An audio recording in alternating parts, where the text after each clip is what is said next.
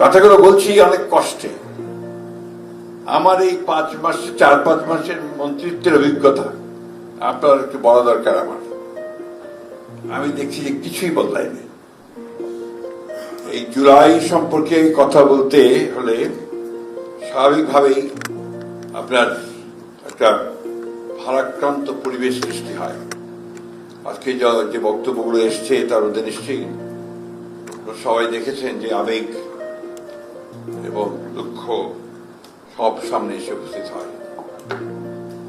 সেই জন্য এখানে কথা বলতে গেলে অনেক কিছু আপনার ভাবাবেগে হয়তো অনেক কথা বলা যায় না, অথবা অনেক বেশি কথা বলা হয়ে যায়।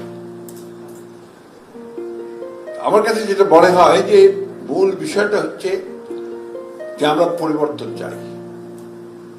আমি যখন একদম ছোট ছিলাম, প্রাইমারি স্কুলে পড়তাম, তখন আমাদের বাসা মফস্বল শহরে ঠাকুরগাঁ।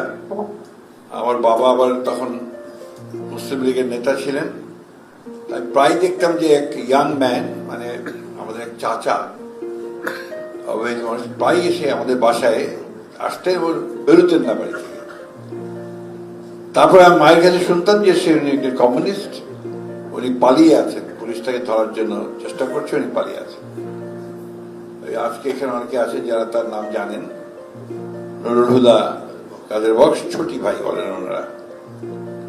তো ছোটবেলাতেই উনি আমাদের বলতেন, যখন আমরা ছোট, তার সঙ্গে কথা বলতাম, বসতাম, গল্প শোনাতেন।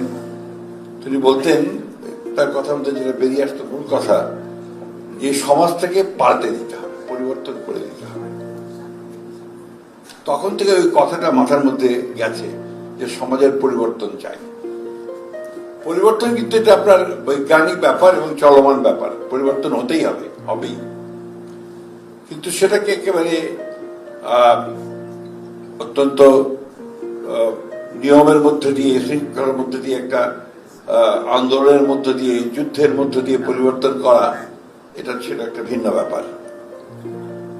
আমাদের দেশে আমরা 1952 সালে, তারও আগের কথা বলি, 47-এ একটা ভাগ হয়ে গেছে, পার্টিশন হয়ে গেছে। সেটাও কিন্তু হয়েছিল বহু আন্দোলনের পক্ষে, পরিপ্রেক্ষিতে বহু আন্দোলন, প্রাণ বহু গেছে। তিতুমির, আপনার ক্ষুদিরাম, প্রীতিলতা বদ্দার থেকে শুরু করে বহু মানুষ প্রাণ দিয়েছে, বহু আন্দোলন হয়েছে, পরিবর্তন এসছে, একটা দেশ তৈরি হয়েছে নতুন, ভাগ হয়ে পাকিস্তান হয়েছে, ভারত হয়েছে। সেই পাকিস্তান যারা আন্দোলন করেছিল তারাই কিন্তু একসময় আবার আন্দোলন শুরু করলো, যে আমরা সবাই সেটা জানি যে এই পাকিস্তান যে শাসক গোষ্ঠী, এরা আমাদের এই অঞ্চলের মানুষদের বঞ্চিত করছে এবং তারা আমাদের যে আকাঙ্ক্ষা সেটা পূরণ করতে পারছে না। মৌলানা আব্দুল হামিদ খান ভাসানী, শেরে বাংলা, ফজলুল হক, শেখ মুজিবুর রহমান সারওয়ার্দী, এরা সবাই কিন্তু এই আন্দোলনের নেতৃত্ব দিয়েছে সবাই। এবং এটারই ধারাবাহিকতায় পরবর্তীকালে 1971 সালে দেশ স্বাধীন হয়েছে, যুদ্ধ হয়েছে, আমরা একটা স্বাধীন দেশও পেয়েছি। দুর্ভাগ্য আমাদের যে তখন থেকেই আবারও সেই একই গান গাইতে হয়েছে, পরিবর্তন চাই, পরিবর্তন করতে হবে। দুর্ভাগ্য এটা। আমরা 52 বছর, 55 বছর হয়ে গেছে। চীনের স্বাধীনতাও প্রায় একই কাছাকাছি সময়, কাছের দেশ সিঙ্গাপুর, তারও প্রায় একই সময়। তারা অর্থনৈতিক উন্নয়ন, জীবন জীবিকা মানে কোথায় চলে গেছে, আমরা এখন এখানে পড়ে আছি। এবং সবচেয়ে উল্লেখযোগ্য ব্যাপার, যে যখনই কোনো পরিবর্তনের কথা বলতে হয়েছে তখন প্রাণ দিতে হয়েছে। ভাষা আন্দোলন থেকে শুরু করে একদম এই 24শে জুলাই পর্যন্ত আমরা যারা ক্ষমতায় যাই,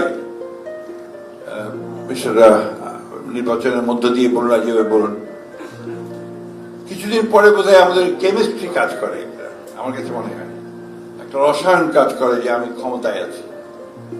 আমি ছোট বলি যে চেয়ারটা, ওই চেয়ারটাকে আলাদা একটা কেমিস্ট্রি আছে। সেই কেমিস্ট্রিটা হচ্ছে যে ওই আপনাকে ভিন্নভাবে চিন্তা করতে শুরু করে দেয়। এটার পরিবর্তন চেয়েছে ছেলেরা। আমি যখন আমরা আন্দোলন করছি ফ্যাসিবাদের বিরুদ্ধে, গণতন্ত্রকে আপনার রেস্টোরেশনের জন্য, পুনরুদ্ধারের জন্য আওয়ামী লীগের বিরুদ্ধে সমস্ত রাজনৈতিক দলগুলো মিলে আমরা অনেক সভা করেছি, বড় বড় সমাবেশ করেছি, আপনার মহাসমাবেশ করেছি সব জায়গাগুলোতে। একটা কথাই তখন মনে হতো, বলতাম, সেটা জোরে এসে বলতাম, যে তরুণদের দেখতে পাই না। আমি সে কথা খুব জোরে সোরে বলেছি যে কোথায় আমার সেই সব তরুণেরা, যুবকেরা যারা পরিবর্তন আনবে। তরুণ যুবক সাথে পরিবর্তন হয় না।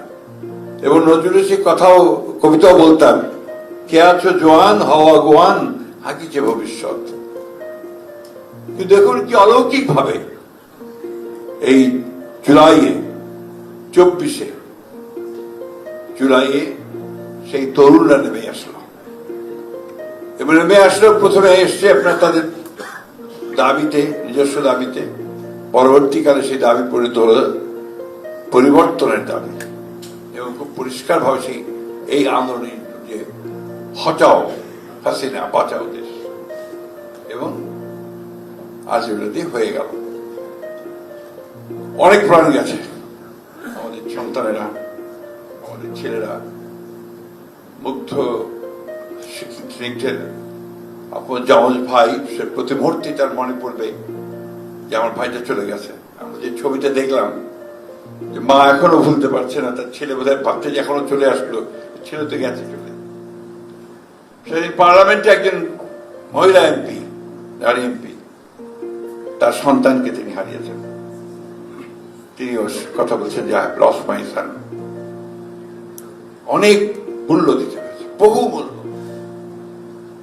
এখন আমরা যদি এই মূল্য দেওয়াটাকে ধারণ করতে না পারি, সেটাকে সামনে রেখে যদি আমরা আপনার পরিবর্তনের চেষ্টা না করতে পারি, তাহলে তো আপনার এই মায়ের এই অশ্রুধারা, বীরের এই রক্তস্রোত এমনি এমনি হারিয়ে যাবে।